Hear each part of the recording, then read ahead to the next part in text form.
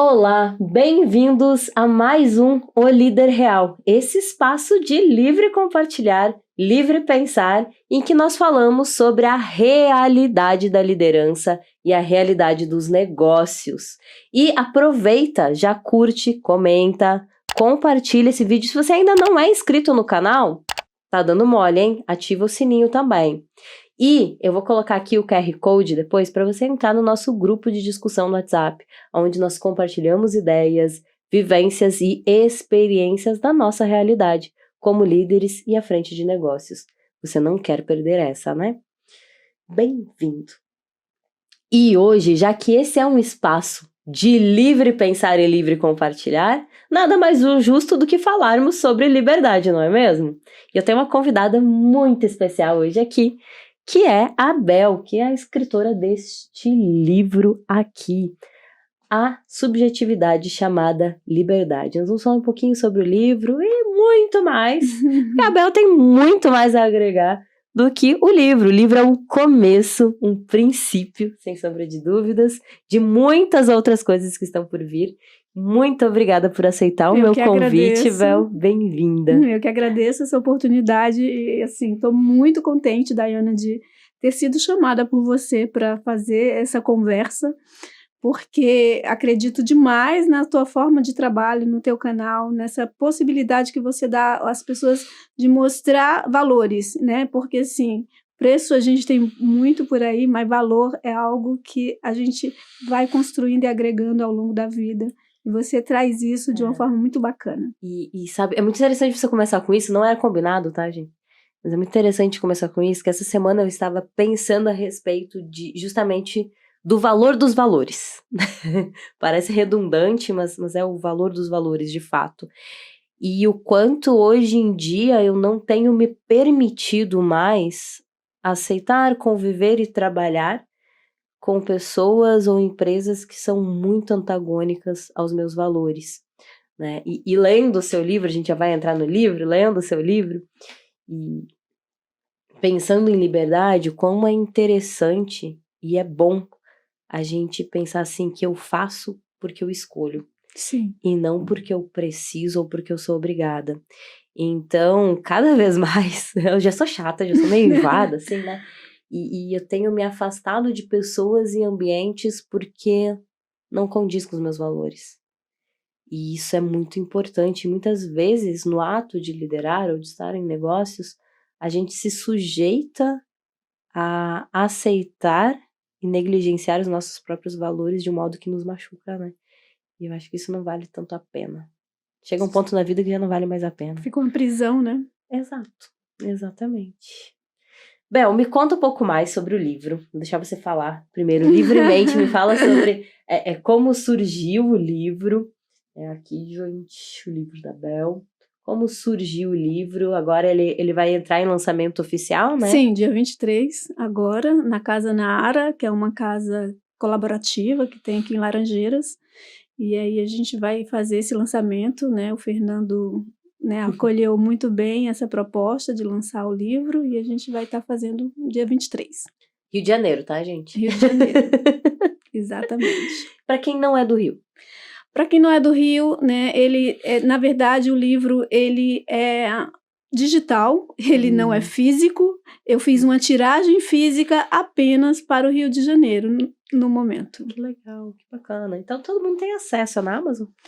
Tá na Bripe, né, que é o site da empresa do Kaiser, né, que é o meu mentor, né, no processo de negócios e valores, né, com Kaiser que foi lançado o livro, né. Mas contando um pouquinho, né, desse processo, o livro nasceu em fevereiro, né, foi um curso de 21 dias, onde o Shirleyson Kaiser, né, é um empresário interessantíssimo de se conhecer, de Minas Gerais, né, ele é do mercado digital, então, assim, ele tem uma empresa enorme dentro desse setor do mercado digital, dos encapsulados, e eu já acompanhava ele já há alguns anos, né, principalmente quando nesse período de pandemia que houve. E quando houve agora em dezembro, né, eu já quase 9 anos de empresa numa instituição educacional, onde eu me sentia bem, né? No último ano estava meio, né, um processo meio assim... Começando a ficar desconfortável. Desconfortável, onde eu me sentia presa no sentido mesmo angustiante, né? No sentido anímico, espiritual da coisa. E aí eu fui desligada da empresa abruptamente, né? Então, assim, numa semana estava tudo ok para 2023. Quando foi no final da semana, eu recebi um e-mail falando, olha, a gente quer conversar com você. E nessa conversa, eu achando que era outro assunto, era o assunto demissão. E eu fiquei sem chão, já estava num processo que era da casa, né? Então, assim, Sim. quase 9 anos de É uma vida, isso, né? Ali, embebida em todos os processos. E quando eu recebi essa notícia, eu entrei meio que em depressão natural, né? Dentro desse processo de vivência humana. E aí, janeiro inteiro, eu fiquei muito, muito triste, né? Ao longo desse período. E aí foi quando o Shirleyson Kaiser lançou um curso de 21 dias, mude sua vida. Né? Então, a promessa dele era mudar a vida de quem, né, adquirisse o curso, que seria 21 dias. E eu digo, caramba, preciso mudar a vida, mas assim, eu estava no fundo do poço, não queria sair de lá, estava ainda confortável, né?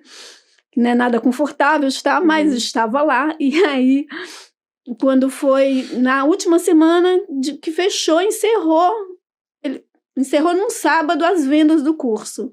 No domingo eu mandei uma mensagem pelo Instagram dele falando assim, cara, abre de novo, porque agora eu quero, porque é a última chance que eu tenho para te conhecer, isso pessoalmente, né? Porque dentro do curso ia ter um dia de convívio no qual a gente ia se encontrar. E aí eu vi que ele leu a minha mensagem, e aí na manhã da segunda-feira eu ouvi a mensagem em um grupo que ele também envia, dizendo, olha, abrimos mais uma rodada de inscrição para quem desejar. Então, assim, ele não abriu só para mim, abriu para todo mundo, mas foi um dia, assim, uma manhã que ele abriu. E aí eu digo, agora eu me inscrevo. E aí eu me inscrevi no curso, e foram 21 dias, né? Foram 21 dias, assim, todos os dias pela manhã, 6 da manhã. Então, assim, era uma coisa que, querendo ou não, você estando num processo de depressão, você teria que levantar, né? Se organizar e ir para frente, porque era de Zoom. E aí, na metade do curso, de 21 dias, ele falou assim, vocês têm 10 dias para quem desejar escrever um livro. Era um desafio. E eu que já vinha nesse processo de pensar a liberdade, porque no trabalho que eu fazia, eu sou pedagoga, né, sou psicomotricista e trabalhava em uma escola Waldorf, né? E lá na escola Waldorf a gente trabalha muito e fala muito sobre o sentido da liberdade, né? Rudolf Steiner, que foi o criador da pedagogia Waldorf, ele tem um livro que fala sobre a liberdade, né? Que é A Filosofia da Liberdade, é o nome do livro dele. E é um dos livros que eu li umas 3 vezes, porque eu queria entender, né? Que aprofundou de verdade. Isso, né? Que era a tese de doutorado dele. E eu vinha me questionando muito relacionada a isso. E eu tinha já escrito algumas páginas de alguma coisa relacionada à liberdade. Quando Kaiser fala assim, você tem 10 dias, eu digo, pronto, eu já tenho 3 páginas escritas no meu computador. Então, o resto é fazer, né? Desenvolver. E aí eu fui escrevendo. E nesse processo de escrita, veio muito o sentido de eu digo, eu quero conversar com essa pessoa. É como se eu estivesse conversando com um autor. E eu digo, vou colocar essas vivências que eu estou fazendo agora nesse período. E aí o livro nasceu muito desse processo, dessa vivência de dezembro a março, né? E saiu. E de fato, né? A gente estava falando antes, eu li em 2 sentadas, né? Sentei e li ele, que eu sou uma leitora meio diferente, né, gente? Vocês já ouviram outros podcasts aqui, sabem que eu leio um pouquinho. E aí eu li rápido, mas eu li 2 vezes, depois eu li com mais atenção a segunda, e realmente parece que a gente tá sentado batendo papo, conversando. Essa foi a ideia. Muito leve a leitura, então você que não tem hábito de ler também, a Daiane fala de muito livro técnico. Esse não é um livro técnico, tá? Eu falo de um monte de livro técnico aqui. Esse não é um livro técnico, é um livro gostoso de ler, que parece que você está conversando com alguém. Me lembrou livros do Cortella.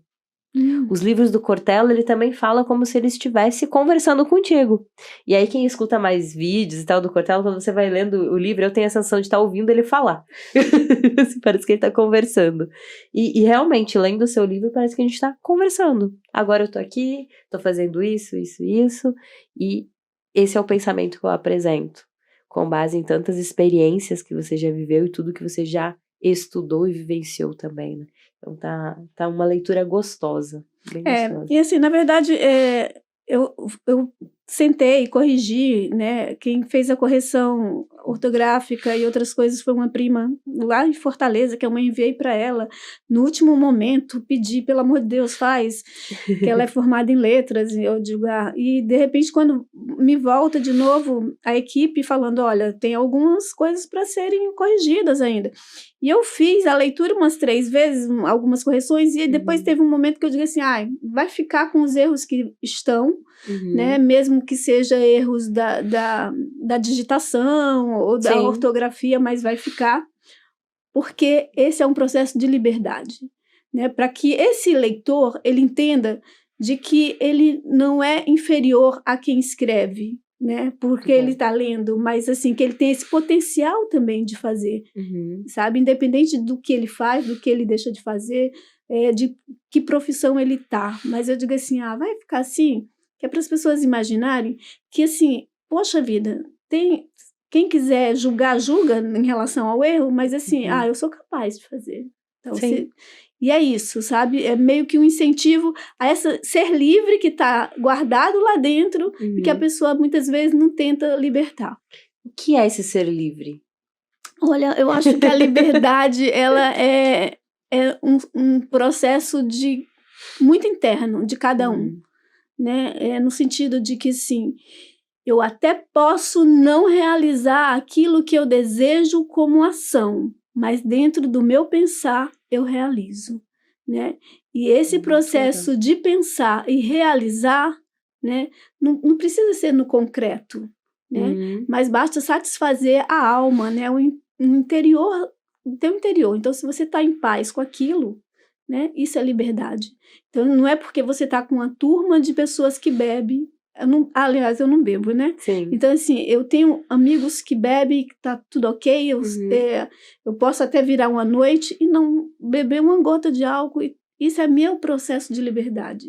Isso para mim é libertador, né? Então, ok, tá tudo bem. Eu gosto de pensar, e até nesse cenário mesmo, né, que liberdade muitas vezes é a escolha, aquilo que a gente falou antes, tá no comecinho, né, eu escolho. Quando muitas vezes tá esse grupo, né, você consegue dizer assim, eu não vou, eu me divirto sem o álcool. E muitas vezes a gente vê algumas pessoas que vão no álcool porque o grupo está com o álcool e a escolha não é dele. Exatamente. É como se ele não tivesse como fugir desse processo social que ele está inserido.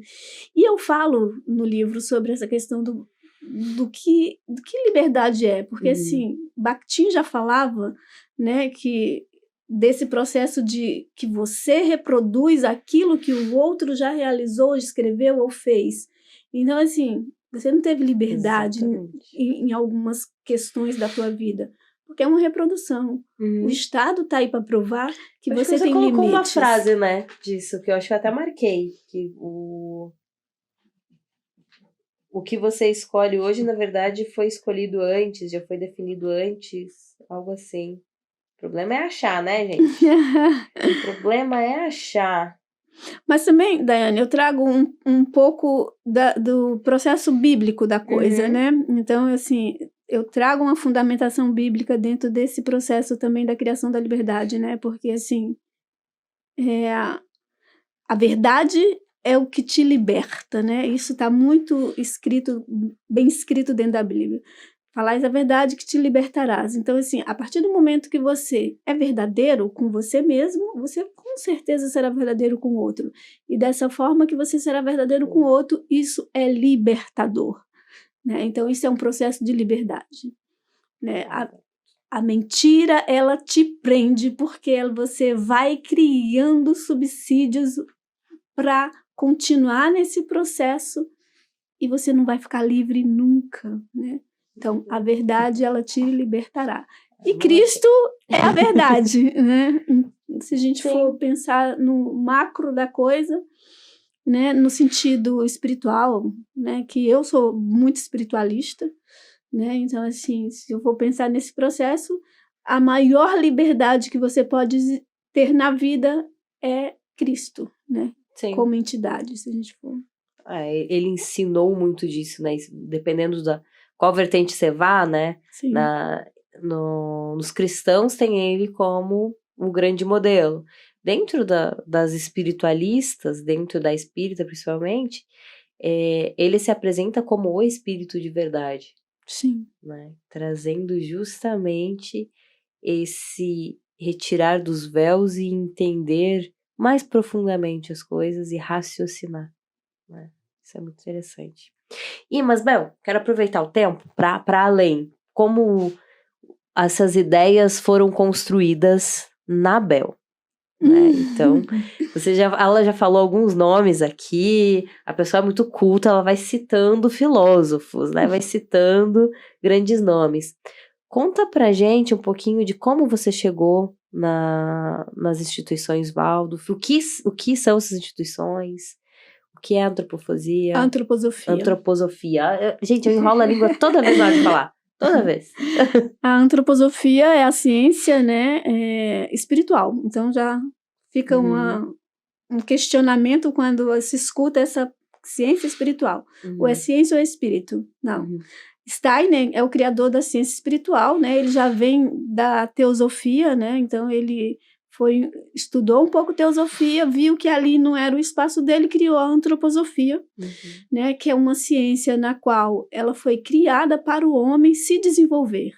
Então ela está no mundo para que esse homem se desenvolva plenamente, né? E aí, da antroposofia surgiram várias coisas, né? E uma delas foi a pedagogia Waldorf, né? Eu sou pedagoga e sou especialista em pedagogia Waldorf, fiz uma formação de 4 anos em pedagogia Waldorf. Fiz outros cursos dentro da área da antroposofia, né? E estou fazendo, por último agora, um curso de pedagogia curativa, que é em São Paulo, que é direcionado a seres humanos diferenciados, aqueles que vêm com algumas questões que para a sociedade é ruim, mas que é característica daquele ser humano que nasceu daquele jeito, né? Sim. E a antroposofia, ela traz esse processo de construir esse ser humano, né? E na pedagogia Waldorf se preza pela liberdade de ser desse ser. Então, assim, tem fases, o ser humano tem setênios, né? Tem fases, e aí dos 0 aos 7 anos é a primeira fase, que é a que eu mais amo trabalhar, que são crianças pequenas. Estudem sobre setênios, é muito interessante, é muito bom. Porque, assim, a cada 7 anos o ser humano tem uma reviravolta, né? Seja ela cósmica, seja ela física, seja ela espiritual. Então, a cada 7 anos esse ser humano tem um movimento. Dos 0 aos 7 anos, esse ser humano, ele está crescendo, e o que ele precisa é fortalecer o corpo físico, e ele precisa ser livre nesse corpo físico. Ele não precisa estar sentado numa mesa escrevendo e recebendo, né, símbolos ou números ou coisas do tipo subjetivas, né, porque ele tem que desenvolver esse corpo. Dos 7 aos 14 ele começa a receber esses processos, e dos 14 aos 21 é quando ele está no sentido moral da coisa, ele vai estudar outra área, e com 21 ele vai para o mundo. Mas, assim, a antroposofia, ela tem uma gama de processos no qual faz esse ser humano desenvolver. E a pedagogia Waldorf, que é algo no qual eu trabalho há quase 12 anos, né, de estudo nesse processo, faz com que esse ser humano se descubra o que é bom mesmo de fato. E quando você traz lá no início essa história de dizer assim, não se sentir confortável dentro daquele ambiente, do que preza, da moral, do caráter, né? Então, é isso. Porque não importa o que você, como um ser humano, vai desenvolver para o mundo. Importa que você vá desenvolver algo que seja bom para ti e desse bom para ti seja bom para o mundo. Né? Então, é isso que a pedagogia Waldorf tenta prezar dentro desse processo de trabalho com as crianças pequenas. Deixa eu fazer uma ponte aqui para o universo business e liderança, que de repente alguém se perde aí no pensamento. Nossa, a Daiane tá trazendo um tema tão diferente. Não é diferente, não, é a mesma coisa. É tudo igual. A gente só transporta para outro ambiente. A Bel tá trazendo sobre crianças e sobre valores, mas é a mesma coisa dentro das organizações. Quando a pessoa ela está bem e aquilo faz sentido para ela consegue entregar o melhor dela. Caso contrário, ela não pode entregar o melhor dela. Até no último episódio a gente falou um pouco disso, sobre a empresa oferecer o melhor para a equipe, para o funcionário, ou o funcionário oferecer o melhor para a empresa. É um caminho de mão dupla, né? Essa pessoa que é inteira, ela consegue oferecer o melhor dela se ela estiver bem lá dentro. Exatamente. Eu posso, como empresa, proporcionar mecanismos para esse equilíbrio interno muitas vezes. Se eu quero o melhor que essa pessoa entregue o melhor dela, eu também preciso proporcionar os mecanismos para que ela alcance esse melhor dela, e aí nós oferecemos o melhor para o mundo, e a empresa é mais lucrativa, os negócios vão melhor, e a comunidade fica feliz com negócios que são mais conscientes, nossa, o mundo fica lindo e maravilhoso. Não é tão rápido assim, né, gente? Então, é todo um processo. E aí é quando a gente vem com esse processo assim, da pedagogia Waldorf, né, que depois da pandemia houve um boom, né, porque ela não é antitecnologia, mas ela preza para que essa criança ela trabalhe com o que ela está ali, né? O que ela pode tocar.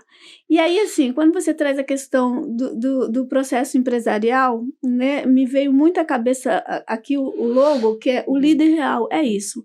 Pessoas reais, né, que façam um trabalho dentro de uma empresa de forma real, de forma que não só tenha a produtividade que o mercado pede, mas que tenha o humano ali em volta. Quando a gente... É muito interessante isso, né? Porque a gente vê o avanço da tecnologia, não é que nós vamos negligenciar o avanço da tecnologia. Ele é importante, mas ele não pode nos desumanizar. Exatamente. Como assim? Ele tem um potencial gigante, mas ele também é limitante no momento em que eu só conheço isso. Se eu não me permito conhecer para além e entender todo o entorno, eu estou me limitando muito. Então, quando eu jogo só para a tecnologia, só para as grandes inovações, que inovação não é só tecnologia, né? A gente já falou isso disso em outro episódio, inovação vai para além de tecnologia, além de criar coisas novas, mas quando a gente vai só para esse lado, a gente perde muita coisa. E nós esquecemos que empresas são feitas de pessoas. A tecnologia é um meio que é manuseado por pessoas.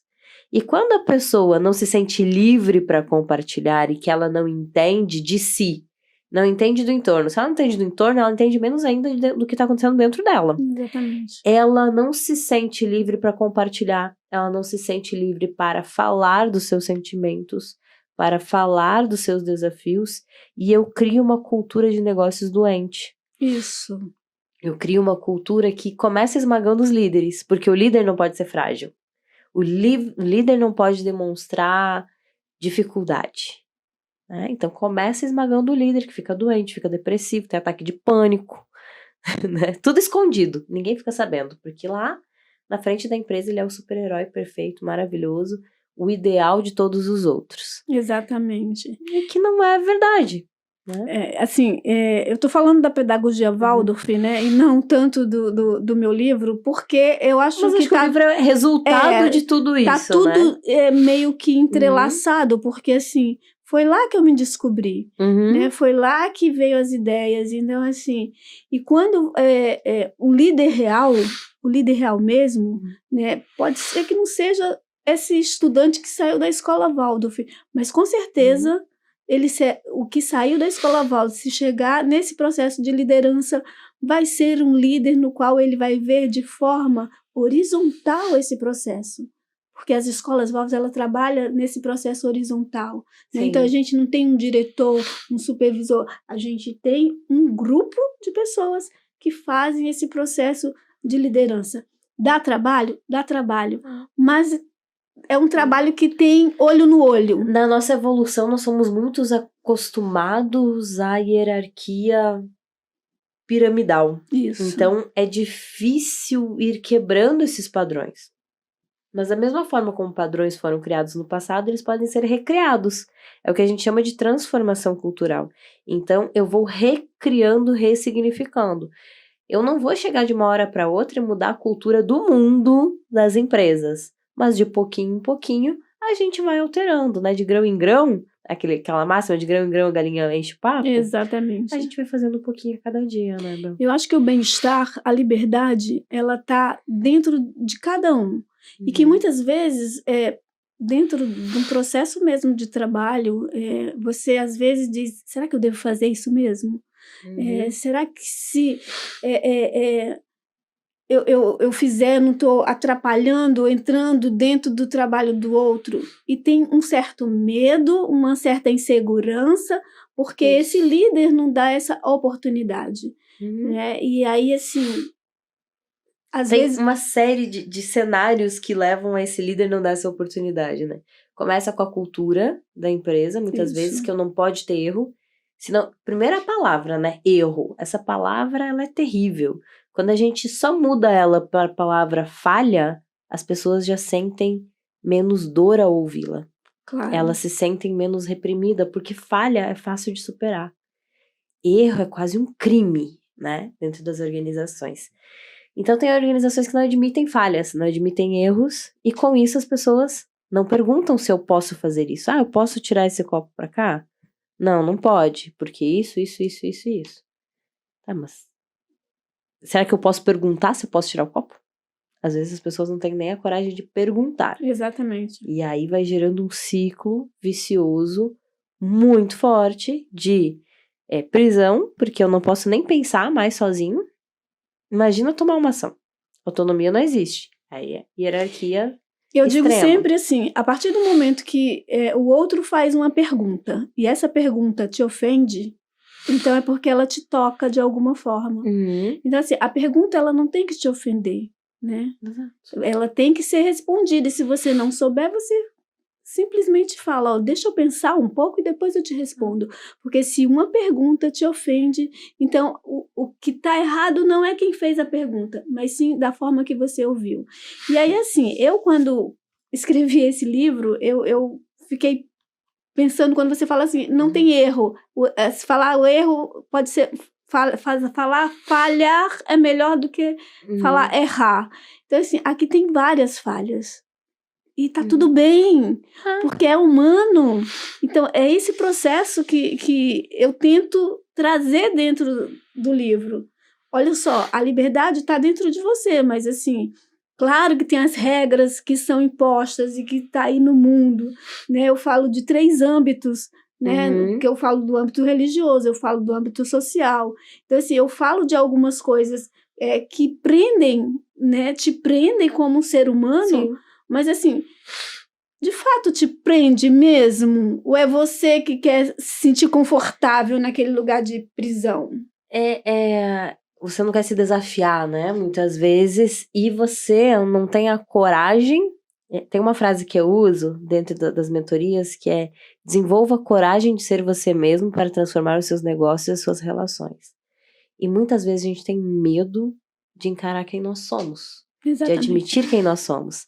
E aí o que eu não falei fora do ar, que eu disse que era uma conexão que eu queria fazer aqui, das vias de estudo, né, e coincidências, que eu não acredito em coincidências, que eu fui procurar rapidamente sobre, vamos ver se eu saio agora, antroposofia. Faz pouco tempo que eu entrei em contato com esse termo, foi acho que em novembro do ano passado, a primeira vez que eu vi a história de Hipátia. E fiquei bem encantada e fui pesquisar, enfim. Uma palestra de um dos treinamentos de digital também que eu fiz.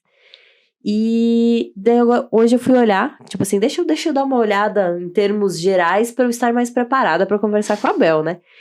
E eu cheguei na parte que ele estudou também teosofia com a Blavatsky, aí pega todos os meus estudos espiritualistas também, né? Que a base foi Blavatsky. E coincidentemente, uma das minhas bases de estudo na área empresarial, na área de desenvolvimento humano, é Gurdjieff, que é o Enneagrama. Ele foi quem trouxe o Enneagrama para o Ocidente, foi ele que catalogou e processualizou o Enneagrama, entendendo todos os que temos dentro de nós, né? No sentido da personalidade mesmo, e depois isso foi sendo, como fala? Decodificado, né? Por outras pessoas. Primeiro Oscar Icasso, depois Cláudio Naranjo, que é um psiquiatra, que foi o último que associou com o padrão de personalidade da psicologia, da psiquiatria, com o Enneagrama, né? Ele colocou os termos dentro. Mas começou lá com o Gurdjieff. Na mesma época esqueci o nome? Rudolf Steiner. Do Rudolf Steiner, 1912. Na mesma época. Steiner, ele traz todo um processo dentro da antroposofia que é de se autoconhecer. Né? Então, assim, a partir do momento que você se autoeduca, né, você também educa o outro e você também educa o mundo. E é a mesma linha do Gurdjieff. Eles só usam ferramentas diferentes para entregar a mesma coisa. E aí eles são contemporâneos. Eles são contemporâneos. E aí tem algo que eu falo sobre religiões e sobre esses estudos, e que muitas vezes os dedos são apontados, e tá tudo bem quando os dedos são apontados, a gente não se importa. Que eu digo que quando é para o bem e para o crescimento, todo o caminho vai levar ao mesmo final. Exatamente. Todo o caminho vai levar à mesma conquista, à evolução. Seja qual for a religião que você escolher, seja qual for a via ou a base de conhecimento que você escolher. Não interessa se é antroposofia, falei certo agora? Seja quarto caminho, que o Gurdjieff criou o quarto caminho, seja doutrina espírita, seja umbanda, seja evangélico, seja cristão, você vai chegar naquele ponto. Se você tiver isso, que isso fizer parte de você de verdade, né, ressoar contigo e for para o bem. São vários caminhos que vão levar ao mesmo ponto, porque a gente volta no autoconhecimento. Exatamente. E aí, assim, vem a moda agora, né, da física quântica, é isso. É a mesma coisa de novo. Física quântica era o que ambos já estavam realizando, só que não tinha essa palavra, né? Mas, não existia. Assim, e aí, assim, hoje tá esse boom da palavra física quântica. É igual a outra palavra, que é o de outro contemporâneo. Eu acho que 1912 foi um ano mágico, gente, ou os historiadores hoje escolheram 1912 para datar todos os grandes pensadores. Todo o princípio de estudo, não é possível. Porque Rudolf Steiner. É o Gurdjieff, 1912, e Dale Carnegie também, que foi uma das minhas bases de estudo, que eu continuo reconhecendo o Dale Carnegie. A instituição hoje se perdeu, porém, o Dale Carnegie, fantástico, toda a história, a filosofia dele, é incrível. 1912 também, o lançamento dele, o princípio dele. E ele traz muito autoconhecimento para os negócios. E eu digo que ele foi o primeiro especialista em inteligência emocional, que virou um boom agora, só que o termo não existia. E aí ele criou um livro lá escrito Como Evitar Preocupações e Começar a Viver. Eu digo que só tem esse nome, o livro, porque não existia inteligência emocional. Sim, exatamente. Se existisse, o livro seria Inteligência Emocional e Produtividade no Trabalho. Provavelmente seria isso. E aí a gente fica imaginando assim, como essas pessoas, esses três que eram contemporâneos de sua época, de 1902, eles eram livres no sentido do pensar, no sentido do realizar, porque assim, era uma época na qual trazer pensamentos, né, grandiosos como esses poderiam não ser bem vistos, mas eles trouxeram, escreveram e jogaram no mundo. Steiner foi... Napoleão Hill também na mesma época, né, que trouxe também os códigos do sucesso. Foi uma época que surgiram grandes pensadores de fato. Sim. Onde estão agora? Exatamente. E aí, assim, por que não trazer esse processo de questionar? Que é o que eu faço. Eu faço muitas perguntas no livro. Porque, assim, não sou eu que vou dar as respostas. As minhas respostas eu já tenho, né? Então, assim, eu fui lançada no mundo, eu digo sempre assim, minha biografia de vida é uma biografia que eu posso contar Você quer ouvir de forma triste ou você quer ouvir de forma interessante, né? Sim. De impulsionar você para a vida bacana. Porque, assim, eu fui lançada na vida com 4 anos e meio. Então, assim, imagina uma criança que sai do ambiente familiar e vai para um ambiente desconhecido, para outra família que não, sabe? Uau! Imagina isso, né? Então, Sim. assim, eu saí de um lugar e fui para outro, né? Isso foi muito um processo de liberdade grande demais para uma criança pequena, né? De conhecer outras terras, de conhecer outras pessoas, né? E não aquele teu seio familiar, porque assim, para a criança pequena, o mais interessante é ficar dentro do seio familiar o mais Que tempo possível. é o conhecido e seguro, né? Exatamente. E não ir para uma escola, né? Porque uma escola, como já dizia grandes escritores e filósofos, né? Como Foucault, é uma prisão. A escola se torna uma prisão. E Foucault traz isso muito, muito de forma muito clara nos seus livros, nos seus estudos. Né? E de certa forma porque assim, a escola ela formata aquele ser humano todinho e ele sai de lá achando que é ele que está pensando as coisas. É ele que está fazendo a política, é ele que está fazendo o social, é ele. E na verdade não é. Ele foi injetado ali, né? E modificado. E cadê a tua própria vontade? Para ser daquele jeito, não pode sair daquele quadrado, né? Isso. É muito... É limitante mesmo. E aí, como é que a gente cria limitante. líderes? E aí, essa é uma pergunta que eu te faço, que você está mais dentro desse processo de liderança e empresarial. Como nós, que somos adultos hoje, nessa época que vivemos, vamos criar líderes capazes de ser real? Aí, a gente vai entrar, né, um pouco mais na espiritualidade, que dá para conversar aqui. Vamos fazer de conta, não tem nenhuma câmera aqui. A gente sabe que as crianças hoje em dia, as últimas gerações, elas têm vindo diferentes, né? Muito. Elas têm vindo com uma abertura muito maior do que a nossa e uma consciência do espiritual e do universal muito maior do que a nossa. Elas são livres. Demais, demais, demais, demais. Então hoje, a geração Z, até parte da geração Y aí, os 20 e tantos anos, se tem um desafio muito grande na empresa, que eles não acatam comando. Eu tenho um problema com essa palavra, comando. Me dá uma dor, assim, comando, meus aliados. Tem alguns termos que eu escuto, às vezes, nas empresas, que me doem na alma, no coração, na alma, em tudo, né? Esse recurso. Recurso é uma pessoa, não é um recurso, né? Exatamente. Então, tem alguns termos que incomodam, sabe? Se me incomoda, que eu já passei dos 30, imagina pra quem tá com 20 anos. Pra eles é inadmissível isso. Inadmissível. Então eles vêm com questionamentos já totalmente diferentes, porque eles vêm com um pensar diferente, um pensar mais livre, porque eles têm muito mais acesso à informação também desde a infância do que nós tínhamos, né? Então hoje, esses jovens, eles estão cada vez mais exigindo de nós um senso de propósito. Uma postura ética muitas vezes, né?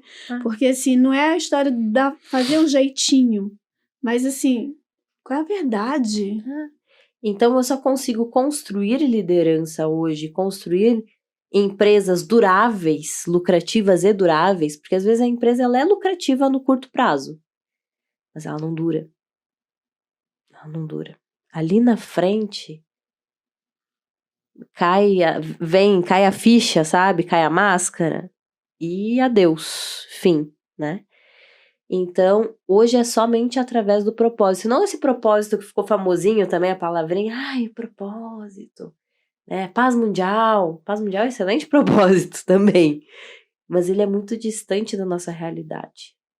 Então, é um propósito que é factível, capaz de motivar, capaz de fazer com que outras pessoas se motivem e capaz de englobar mais propósitos. Como assim? Você falou antes a respeito da pessoa estar bem e fazer o bem para ela, que assim ela vai fazer o bem para o mundo.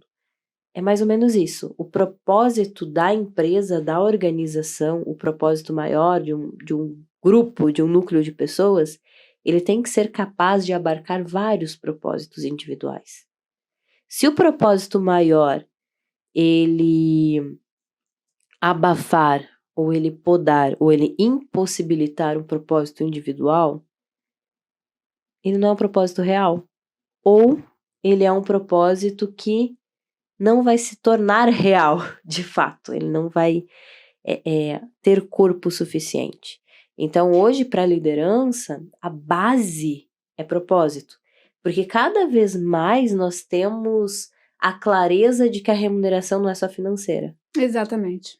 Então, a remuneração ela precisa ser monetária e não monetária. Economistas, meus queridos colegas e amigos, nós precisamos cada vez mais estudar sobre remuneração não monetária, que é o propósito.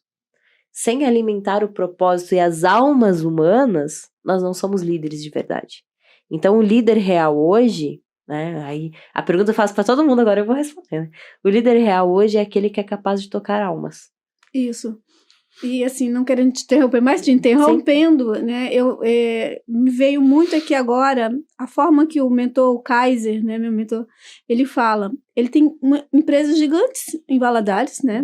Vou encontrar com ele agora, essa semana, lá. E ele traz todo dia pela manhã, reúne o grupo nas empresas dele e faz uma oração, um louvor a Deus, né? E ele fala o seguinte: todos têm a liberdade de não fazer, né? Mas naquele momento de 10 minutos, não é para ninguém mexer um dedo no computador, porque ali é um momento espiritual.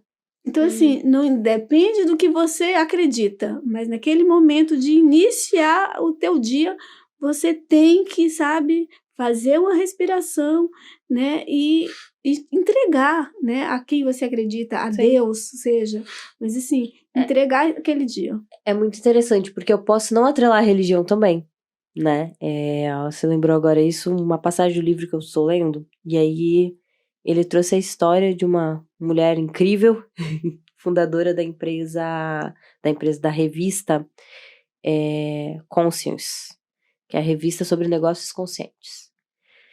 E aí ele conta toda a trajetória dela, que ela começou com o sonho de trazer, né, informar as empresas que são conscientes, que cuidam das pessoas, que transformam o capitalismo no mundo, transformam os negócios no mundo.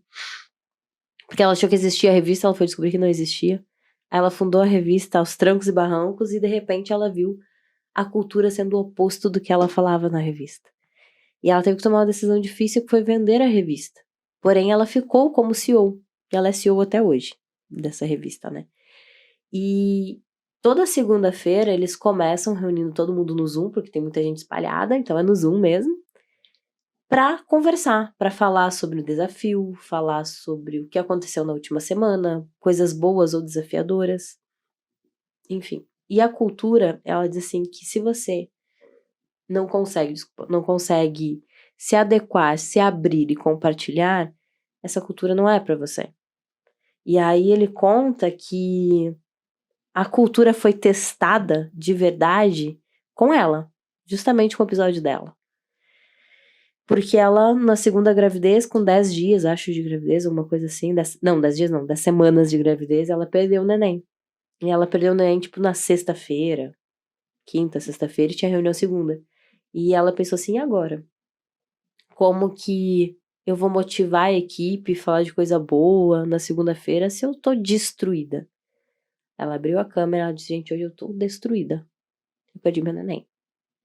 E todo mundo começou a incentivá-la, apoiá-la. Ela ficou algum tempo distante da empresa e todo mundo entendeu. E aí se fortaleceu a cultura de que aqui você pode falar dos seus problemas. Se você tiver um problema, se você não tá bem, você pode ficar em casa. Se a CEO ficou em casa, você também pode. Opa, o nosso tempo tá... E aí é isso da cultura, de tocar a alma, é muito isso. Pode ser através de uma oração, pode ser através de uma sala de Zoom, falando sobre o que aconteceu na sua semana, pode ser N coisas, desde que cada um encontre a sua forma que vai funcionar. Porque a forma que funciona pro Kaiser talvez não funcione para essa CEO. Exatamente. Porque aquela cultura é diferente, até porque é nos Estados Unidos. É diferente o cenário. Mas funciona colocar todo mundo numa sala e falar: me conta alguma coisa da semana. Você me traz agora a lembrança, assim, eu sou da Sociedade Antroposófica e tem um grupo de estudos que a gente estuda semanalmente, né? Eu até me afastei esse ano por várias coisas do grupo, não por conta do grupo, mas assim, é muito interessante o grupo do ramo, que a gente chama, ramo aqui no Brasil a gente chama ramo, não sei como chama fora do Brasil. Mas os grupos de ramos existentes aqui no Brasil, que são vários, mas o do Rio de Janeiro, que é o que eu participo, todas as vezes que a gente chega, é a primeira coisa que se abre a reunião, dá o boa noite e diz assim, como você está chegando? Então, essa é uma pergunta. Como estamos chegando naquele momento? Porque, assim, compartilhar o que aconteceu durante a semana, do que está movendo, ou o que aconteceu naquele dia, como é que você está chegando aqui? Essa é uma pergunta que traz outros questionamentos, porque é o momento que talvez você nem queira falar daquilo, né? Mas te impede de mentir de alguma forma, porque se você usa a verdade como liberdade, aí você não tem... Me lembrou de um... Não me lembro qual instituição era. Alguma instituição, algum lugar, que eu liguei, numa época eu estava fazendo um evento com o Ícaro. Eu liguei, a pessoa atendeu o telefone antes de dizer alô. Oi, fulano de tal, como eu posso te ajudar? Eu disse, gente, como eu posso te ajudar? O que eu posso fazer por você hoje? Como eu posso te ajudar? E muitas vezes no posto de liderança, a gente fala muito isso, mas a gente não se permite também ouvir. Exatamente. E falar, preciso de ajuda. Tem uma amiga que tem meu coração, a gente vai ver ela hoje, inclusive. E quando ela vê, ela vai saber que é dela que eu tô falando. E ela é uma líder também de um grupo. E ela disse assim, eu como líder eu não posso ir lá no grupo e pedir ajuda pra isso, porque como que eu vou pedir ajuda? Se depois as pessoas vão pedir pra eu ajudar, o que elas vão pensar se depois elas precisam da minha ajuda, então eu não posso pedir ajuda. E aí são coisas que tiraram a nossa liberdade de pensar e colocaram na nossa cabeça que o líder não pode pedir ajuda. O líder não pode fazer o que essa CEO fez, dizer assim, tô mal. Preciso de acolhimento. Não consigo acolher ninguém agora. Sim. A gente esquece que a gente é humano e precisa se conectar com outro humano. E cada vez mais isso vai ser inadmissível. As novas gerações não aceitam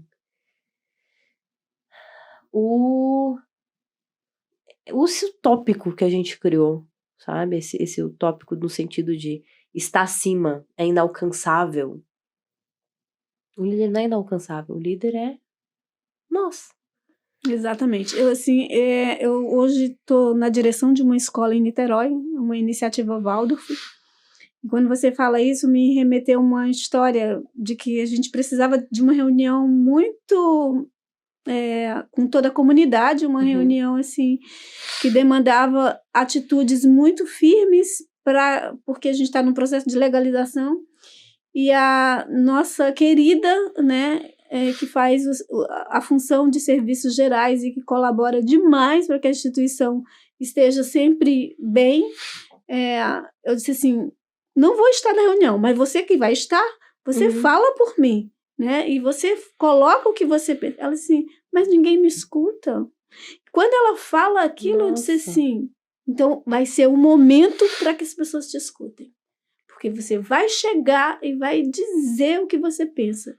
E vai dizer, olha, em conversa com a Isabel, né, a gente vê dessa forma e você coloca. E muito interessante que depois, né, ela me falou assim, olha, eu falei, né, eu coloquei, porque assim, tinha situações que precisavam ser resolvidas. E por que ela, só porque faz esse trabalho lá, não pode se colocar? Me lembrei de outra frase que eu li essa semana e que eu não poderia concordar mais. Tem uma frase no livro que é assim... líderes de verdade não têm seguidores. Exato. E aí eu vi uma outra frase. essa semana, que é o líder de verdade, ele não cria mais seguidores. Ele desenvolve novos líderes. Eu digo sempre o seguinte, eu não quero seguidores, eu quero quem ande do meu lado.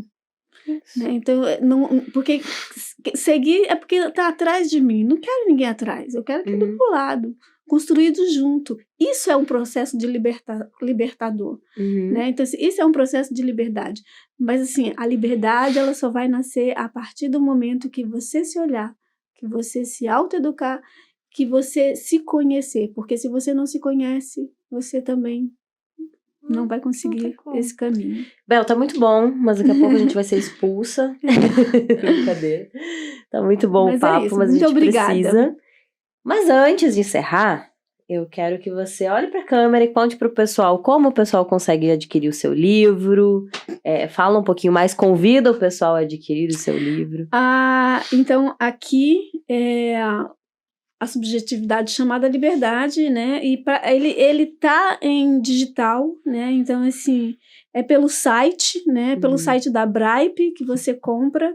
A gente vai colocar o link na descrição depois também. E aí tem o site é eu.isabelsantos, né? Eu esqueci o restante, né? Mas assim, é por onde compra, né, o livro e depois eu posso te passar. Isso, a gente coloca tudo na descrição. E na descrição você... Aonde o pessoal acha você, porque agora você vai começar a produzir mais conteúdo para compartilhar todo esse conhecimento, né? Aquela assim, fazendo a pessoa criar um compromisso público agora. Onde o pessoal encontra você, Bel? Bem, hoje as pessoas me encontram nas redes sociais, né? No Instagram, né? Tá na frente do teu rosto o livro, eu acho. Então, aqui tem as inscrições do Instagram, que é o Love Motricidade, que é o meu Instagram de trabalho, né? Porque eu sou psicomotricista também.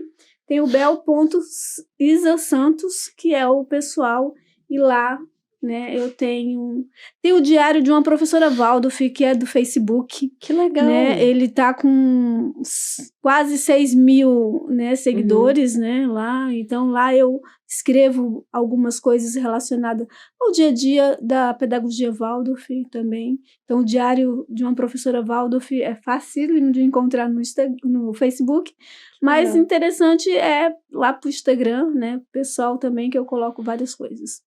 Bom, e Bel, a pergunta padrão. Para fechar sua participação, o que é, quem é ou o que faz o líder real? Bem, eu acho que o líder real, além de proporcionar que o outro se sinta livre dentro do seu espaço de trabalho, né, no sentido de realizar, não só para ele, mas para os outros. Eu acho que sonhar é algo que não custa nada. E o líder real, ele tem que saber dos sonhos que estão ali, permeados dentro daquela empresa, daquela instituição, seja ela qual for. Então, assim, o verdadeiro líder, o líder real, é aquele que olha no olho e diz: qual o teu sonho? Que lindo! Que lindo, amei. Fechando parênteses, essa semana começou uma pessoa nova a trabalhar na minha equipe e semana passada fiz a integração, digamos assim, né? A chegada dela. E minha primeira pergunta foi justamente essa. A gente tem isso como prática.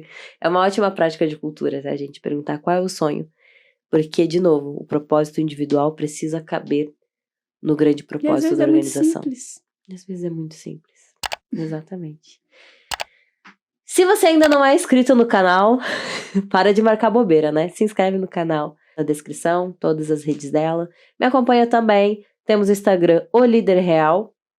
E temos também o meu, daianesantos.me, onde eu trago outros conteúdos além dos conteúdos do podcast. Trago mais sobre liderança, sobre cultura organizacional e sobre negócios. Então, nos acompanhe e até um próximo episódio.